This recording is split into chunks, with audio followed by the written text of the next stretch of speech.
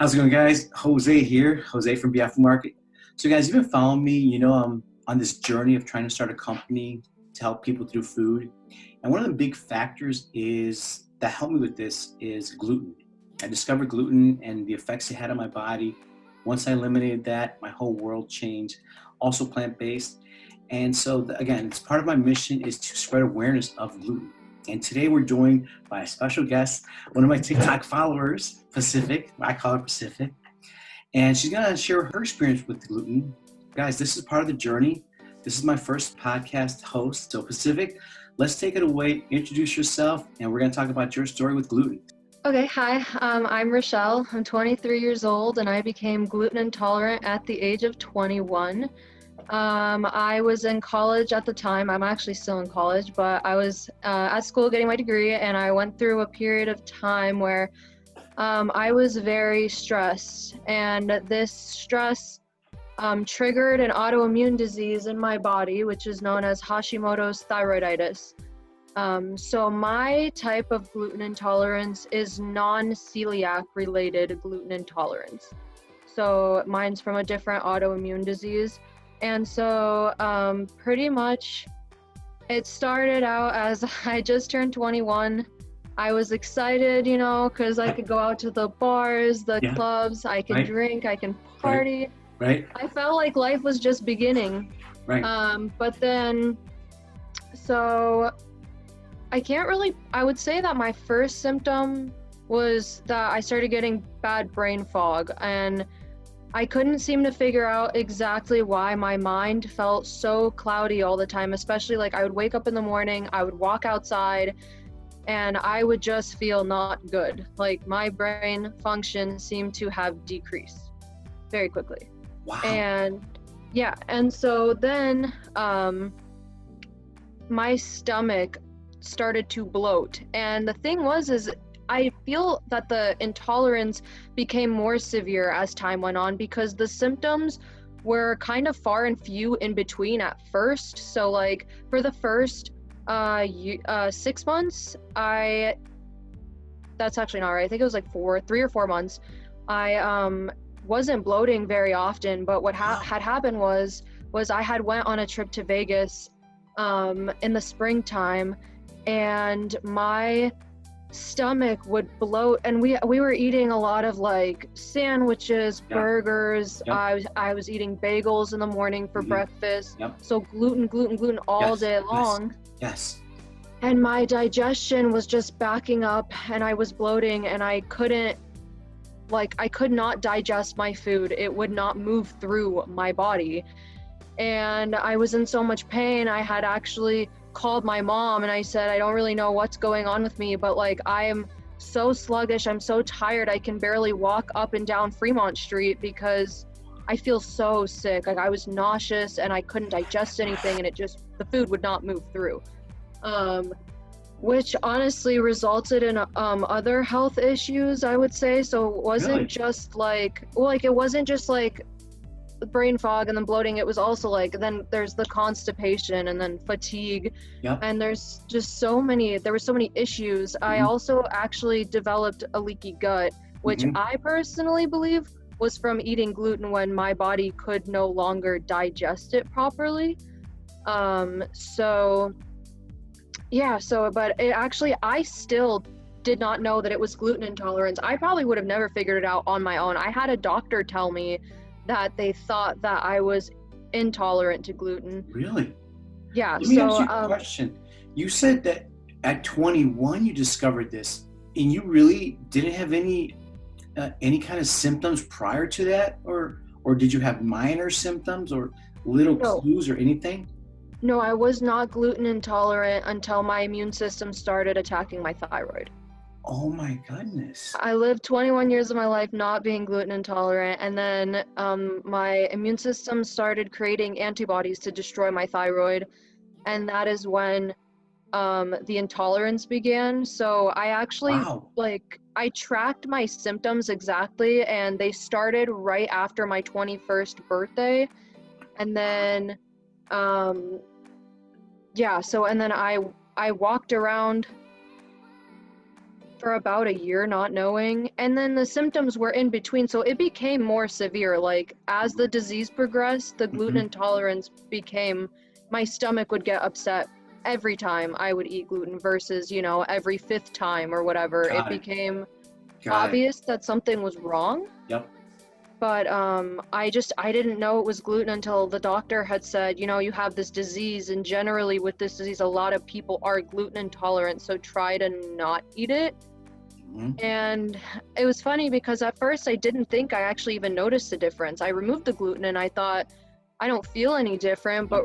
but I did try to eat gluten again, Hmm. and then I realized that I actually was feeling significantly better. Like my brain fog had lifted Hmm. from removing gluten, and my digestion improved, and everything finally started moving through, and I started feeling healthy again. I mean, I I don't know how other people feel with gluten intolerance, but when I consume, it actually causes me pain in my back. So as the food sits there and my body cannot digest, it feels like my organs hurt, honestly. Like I don't Yep. know how else to explain it, but Wow. it's painful.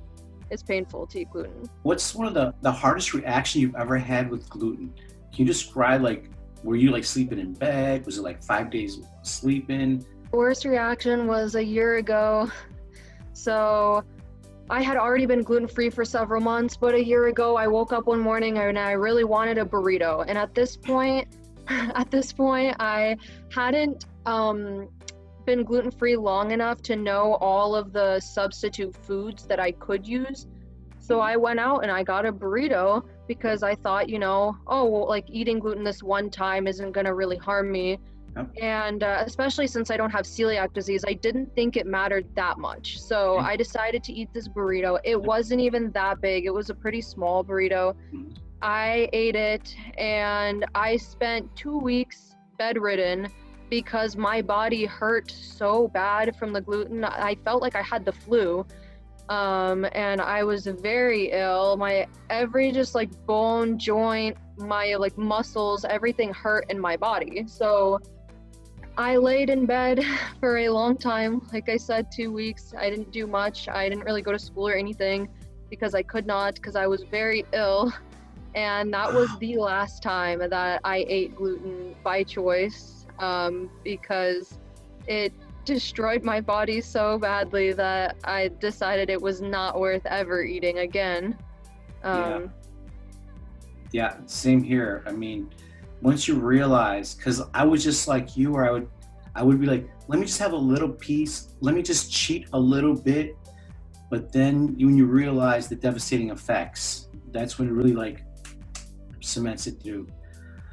So let me ask you, what message do you want to let people know? Honestly, I think my biggest thing with gluten and being gluten free is that at first it seemed really scary, and I just want to spread awareness about the fact that if you're having troubles with gluten and gluten is harming your body, or you suspect that it is, I just want people to know that being on a gluten-free diet is not actually as scary as you think, and it's not as difficult as you think. It just seems confusing at first because you're like, everything has gluten, you know? How do I go out with my friends and eat gluten-free? Or how do I, you know what to buy at the store if I'm gluten intolerant? But realistically, like, I have found that just over time you learn things and you really start to pick up, like, I know what kind of gluten-free tortillas work for me now. You know, I know what kind of muffins I can eat, brownies I can eat, any pretty much any like any kind of food that I used to eat that had gluten in it, I have now replaced with a gluten-free food. And so I just want people to know that it's a lot easier than you think. And I wouldn't shy away from being gluten-free out of the fear that, oh, it's too complicated, or, you know, because I was the same way. I'm like 22 at this point.